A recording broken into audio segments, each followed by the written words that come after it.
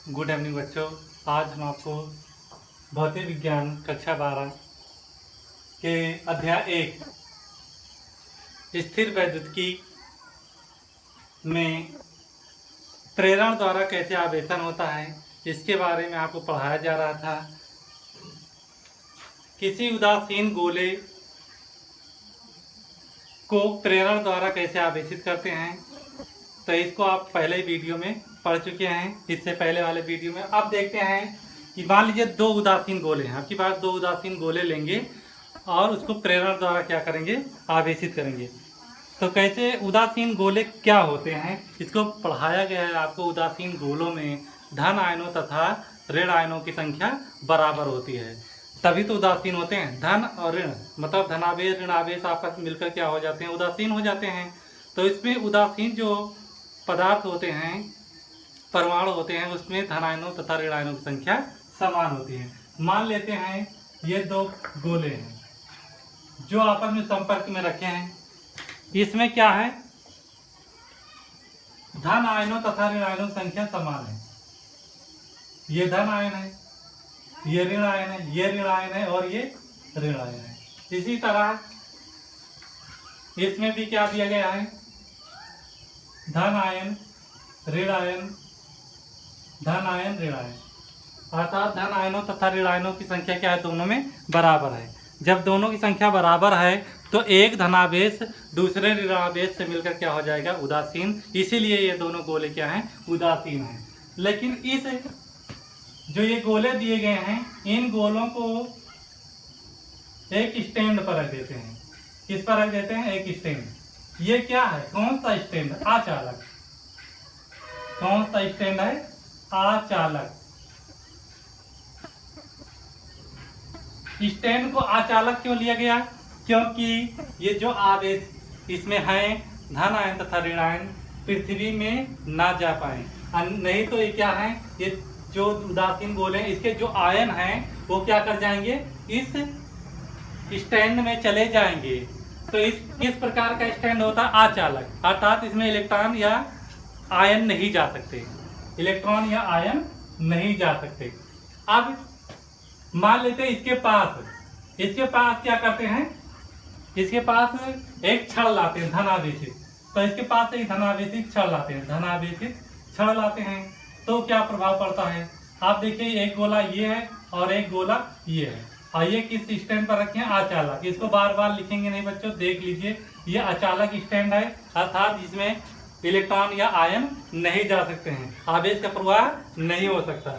आप देखिए यहाँ पर क्या है, ये धन आयन और ऋण आयन थे, धन आयन ऋण आयन और धन आयन ऋण आयन इतने हैं। इसमें क्या दिया गया है, इसमें दिया गया है ये धन आयन, ये ऋण आयन, ये ऋण आयन, ये धन आयन। आप देखिए जब इसके पास एक धनावेशित क्षण लाएंगे, इसके पास एक धनावेशित क्षण ऐसे लेकर आएंगे, किसके पास लाएंगे, इसके पास लाएंगे। तो धनावेशित क्षण जैसे इसके पास लाएंगे क्या हो जाएगा, धन आवेश क्या करेगा, इसमें जितने भी धनावेश हैं उसको प्रतिकर्षित करेगा, क्योंकि धनावेश और धनावेश दोनों के बीच में क्या लगता है, दूर हटने वाला बल, अर्थात प्रतिकर्षण होता है। क्या होता है, प्रतिकर्षण होता है। तो इसमें क्या हो जाएगा, प्रतिकर्षण होगा। अब देखिए इसके धनावेश और इसके धनावेश प्रतिकर्षित होंगे तो कहाँ पर पहुंच जाएंगे, देखिए ये छड़ाई और इसके धनावेश क्या प्रतिकर्षित धकेले गए, तो ये धक्का जब पाएंगे तो कहाँ पहुंचेंगे, इस तरफ आ जाएंगे। और धन और ऋण के बीच में, धन और ऋण के बीच में क्या होता है, खींचने वाला बल, तो एक दूसरे की ओर क्या हो जाते हैं, खींच जाते हैं। तो यहाँ पर जो ऋण आवेश हैं ये किस तरफ खींचेंगे, धनावेश की ओर खींच जाएंगे। तो यहाँ पर इसको देख लीजिए कैसे होगा। अब इसमें ये गोला दिया गया है, दोनों गोले दिए गए हैं, यहाँ पर क्या दिया गया है।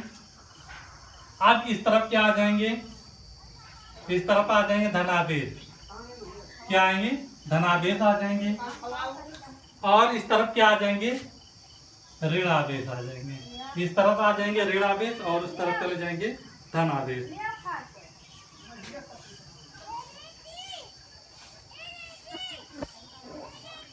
ये कब होगा, जब हम छड़ को पास लाएंगे तब। जब छड़ को पास लाएंगे तब।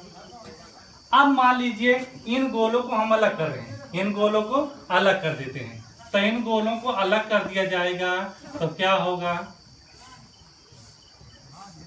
इन गोलों को अब अलग अलग कर देंगे तो इसमें क्या है, धनावेश ऐसे लगा रहेगा, अभी फैलेगा नहीं, क्योंकि छड़ क्या है, अभी पास है। और यहाँ पर क्या है, ऋण आवेश रहेगा। यहाँ पर क्या रहेगा बच्चों, ऋण आवेश, क्योंकि ऋण आवेश इस गोले पर ऋण आवेश और इस गोले पर धनावेश आ जाएगा। यहाँ पर छड़ अभी पास में है, ये छड़ अभी पास में है। अब क्या करते हैं, इस छड़ को हम अलग हटाते हैं। यहाँ पर प्रभाव क्या होता है, मान लीजिए छड़ अभी पास में है तो जितने भी ऋण आवेश हैं इसके द्वारा खींचे होंगे और गुच्छा के रूप में यहाँ पर होंगे, क्योंकि फैलेंगे नहीं, अभी ये तो खींच रहा है ना। और जितने धनावेश है वो धकेले जाएंगे, इकट्ठा रहेंगे इधर। अब इन गोलों को अलग कर दिया जाएगा तो बच्चे सोच रहे होंगे कि फैल जाना चाहिए धनावेश को, लेकिन ऐसा नहीं होगा, क्योंकि छड़ को अभी पास रखे हैं। इसका प्रभाव अभी जितना यहाँ पर है उतना यहाँ पर भी है। धनावेश अभी यहाँ पर ही रहेगा और ऋणावेश इसके द्वारा खींचा रहेगा। अब अगली कंडीशन में क्या करते हैं, इस छड़ को हम क्या कर देते हैं, हटा देते हैं। छड़ को क्या कर देंगे, हम हटा देंगे, छड़ को रिमूव कर देंगे। तो क्या होगा, रिमूव करने पर जो ये अलग अलग गोले कर दिए गए हैं,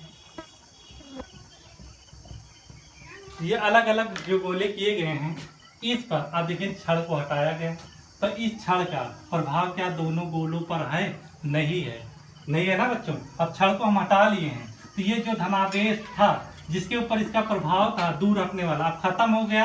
ये क्या है, चारों ओर फैल जाएंगे। इसी तरह इसका प्रभाव, इस छड़ का प्रभाव इस पर भी खत्म हो गया, जिससे अब ये ऋण आवेश हैं वो फ्री हो गए, इन पर कोई जोर दबाव नहीं, अर्थात कोई बल नहीं लग रहा है। जब छड़ द्वारा कोई बल नहीं लग रहा है तो ये क्या है, ऋण आवेश पूरी तरह से इस पर फैल जाएंगे। अब देखिए, अब यह गोला ऋण आवेशित हो गया, क्या हो गया, ऋण आवेशित। यह गोला क्या हो गया, ऋण आवेशित हो गया, और यह गोला क्या हो गया, धन आवेशित हो गया। तो वस्तु आवेशित हुई कि नहीं, बच्चे सोच रहे होंगे सर जी पहले ही तो आवेशित थी, सब में क्या है, इसमें धनावेश ऋणावेश सब में तो है, लेकिन हमें क्या करना है, एक वस्तु पर ऋणावेश लाना, एक पर धनावेश, अलग अलग आवेश लाने की क्रिया को ही क्या बोलते हैं, आवेशन बोलते हैं। प्रेरण द्वारा आवेशन बोलेंगे यहाँ पर, ठीक है। चलो अब देखते हैं कूलाम का नियम क्या होता है। क्या देखना है बच्चों, कूलाम का नियम। कूलाम का नियम क्या होता है, इस नियम के अनुसार दो बिंदु आवेशों के बीच लगने वाला स्थिर वैद्युत बल, पहले इसको समझ लीजिए तो आप लोग लिखिएगा। मान लेते हैं दो बिंदु आवेश है, मान लेते हैं यहाँ पर क्या है, दो बिंदु आवेश हैं, एक प्लस क्यू है और एक माइनस क्यू, एक प्लस क्यू है और एक क्या है, माइनस क्यू। आप बताइए इनके बीच कौन सा बल लगेगा, इनके बीच कौन सा बल लगेगा, अगर एक धनावेशित है और एक ऋण आवेशित, तो इनके बीच कौन सा बल लगेगा, आकर्षण। ये ऋण आवेश के कारण धनावेश की ओर क्या हो जाएंगे, आकर्षित। क्यों, क्योंकि जो धनावेश से बल रेखाएं निकलती हैं, आप लोगों ने पढ़ा है, वो क्या कर ली जाती हैं, इस ऋणावेश द्वारा खींच ली जाती हैं, इस ऋण आवेश द्वारा खींच ली जाती है। आपने पढ़ा है कि ऋण आवेश में क्या होता है, ऋण आवेश में बल रेखाएं अंदर की ओर आती हैं, अंदर की ओर आती हैं, और धन आवेश में बल रेखाएं बाहर की ओर निकलती हैं। विद्युत बल रेखाएं क्या है, बाहर की ओर निकलती हैं। तो इसमें से धन जो प्लस क्यू आवेशित है, धन आवेशित है, उससे बल रेखाएं क्या है, बाहर की ओर निकलेंगी, बाहर की ओर निकलेंगी। और यहाँ पर ऋण आवेश रखा हुआ है पास में, तो इससे जो धनावेश से जो बल रेखाएं निकलेंगी बाहर की ओर, इस ऋणावेश द्वारा क्या कर ली जाएंगी, खींच ली जाएंगी, और खींच कर इसमें क्या हो जाएंगी, प्रवेश, क्योंकि इसमें बल रेखाएं वैसे भी अंदर की ओर आती हैं। अब देखिए जब इसकी बल रेखाएं इसमें प्रवेश कर रही हैं तो क्या हो गया, आकर्षण, चिपक गए, और क्या हो गया, इनके बीच आकर्षण हो गया। तो अलग अलग अगर आवेश हैं, धन आवेश और ऋण आवेश हैं, तो क्या होगा, आकर्षण, और एक ही समान के आवेश हैं तो उनके बीच प्रतिकर्षण होगा। इससे पहले आपको समझा दिया गया है, स्टार्टिंग वीडियो में आप देख लेना कि कैसे आवेशों के बीच प्रतिकर्षण होता है और कैसे आवेशों के बीच आकर्षण होता है। चलो देखते हैं, एक छड़ लेते हैं, सॉरी 2 बिंदु आवेश लेते हैं। मान लेते हैं यहाँ पर एक बिंदु आवेश क्यों है,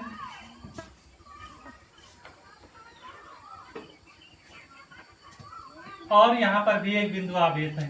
दोनों समान भी हो सकते हैं, लेकिन हम इसको अभी नाम दे देते हैं क्योंकि समान भी हो सकते हैं, अलग अलग हो सकते हैं, तो हम इसको अभी समान तो रख नहीं सकते। कंडीशन तो ऐसी है नहीं कि समान आवेश लेना है, अलग अलग भी तो हो सकते हैं। इनका परिमाण तो बराबर ले सकते हैं, लेकिन ये अलग अलग, मतलब ये धनावेशित हो सकता है, ये ऋणावेशित, या तो ये ऋणावेशित ये धनावेशित हो सकता है, या दोनों ऋणावेशित हो सकते हैं, या दोनों धनावेशित हो सकते हैं।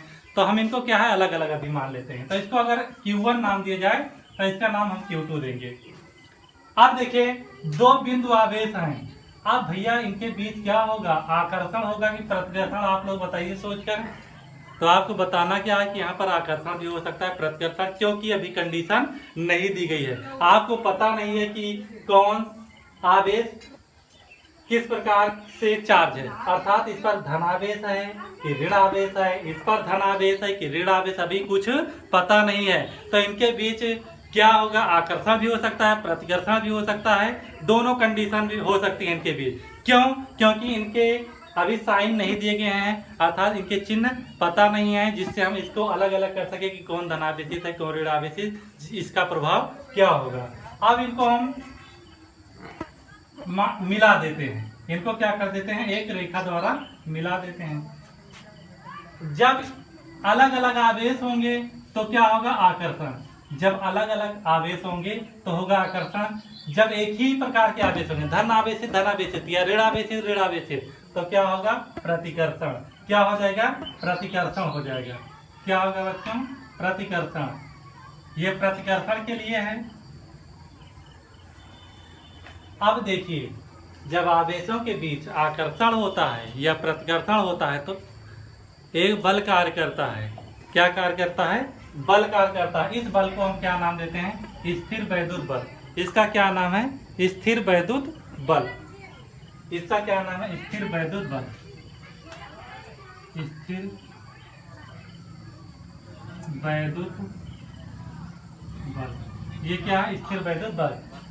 ये आकर्षित या प्रतिकर्षित, इसमें से कुछ भी हो सकते हैं, ठीक है।